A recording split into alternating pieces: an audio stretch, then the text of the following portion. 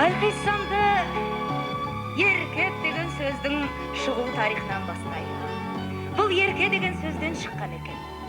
Шында да ертеде еркектер ерке болып, 2-3 әйелден алып, әбден есерген екен.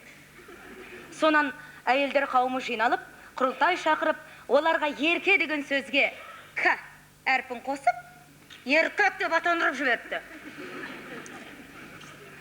Ал енді бұлармен бір шаңырақтың астында қалай тұрған жөн? Қалай ел болу керек? Ақыр аяғында оларды бір шұқпен қалай айдап жіберуге болады? Мұның өзі бір ғылыми мәселе. Кандидаттық жұмыспен пара-пар десе де болады. Ең алдымен, әйелдер өзінің правосын толық пайдалана отырып, оларға ерік бермеген жөн. Оң босаған аттап, айт келін айтылғаннан, бісмілладан шөңгелді күйеуіңнің әке шешесіне сал. Ішкенің мен кигеніңді ғана білдім, екеуінің 4 аяғын бір галошқа сұқ қой. Да, ал егерде анау қиғаңдайтын болса, шөміштен қысу керек, әкесін танытып тұрып. Шөміштен қысуға сылдыр шай, суық сорпа, қатты нан, ежірей көз, қату қабақ, тағы сондайдар жатады. Ал енді 2-3 балалы болғаннан кейін олардың тіпті аузын ашырмауға мүмкіндік әбден жеткілікті.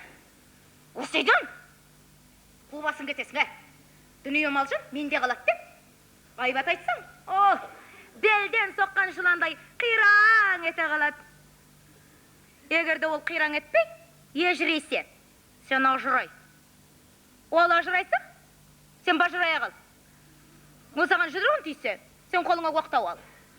Да, телефонға жүгір. 0-2 деген цифрды жаттап ал. Сонда өзақ жуасы қалады. Кейбіреулері мұндайда өзінің басын өзі ұрып, өкіріп жылай бастайды. Нечо, дымыда кетпейді оның. Жыласын. Алғай біз жылай береміз бе? Ал кейбіреулі мұндайда мен кеттім деп қорқытады. Әдіріп, кет алмайды. Өйткені күйеусіз әйел өлмейді. Ал еркек әйелсіз күн көре алмайды. Да. Ашумен кеткенмен 3-4 күннен кейін өзақ келеді түсімен. Немесе бір жолдасын елшілікке жібереді. Мұндайда авторитеттің өсе түскені. Ішкі сырыңды білдірмей ғана елшілікке келген жігітке сен келіп қалдың әйтпесе деп қою керек. Негізінде оларды алдай салу онша қиын емес. Қайсы қараны, аппақ шалым ау менің деп, ақ білекті мойнына орай салсаң, мәз болады. Ал балаңды әкесінің аузынан сығылғандай өзі десең, ой, еңкілдеп танау шелектей болады.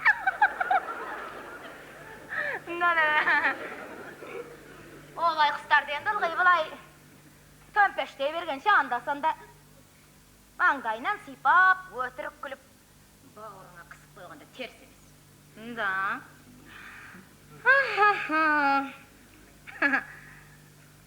Да. Ал енді 40-қа келгенде, шіркін әйелдер жасарғанды ұнатады. Что делать? Жизнь. Ничего, бұл да қолдағы дүние. Ол үшін бұлай білекті, саусақты алтындатыңқырап, опаны қалыңдатыңқырап, қасты қайқайтыңқырап, төсті томпайтыңқырап, шашты қиып, бояп бұлай қомпайтыңқырап, ернің кіреп сөйлеп, керлің кіреп басып, ерінді қызартыңқырап, тырнақты ұзартыңқыраған жөн, басты жағаны түлкілетіп, бөксені бүлкілдеткен жөн. Міне мұнандайда, еркектердің көзіне анандайдан айғайлап тұрып түсесіз. Да, ал енді еркектің көзіне түскен әйел, не знаю, почему-то жасара береді.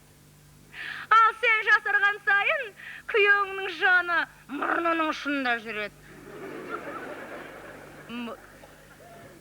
Менің осы кеңестерімді 80% іске асырған әйел күйеуін асықша атып, допша қағатынына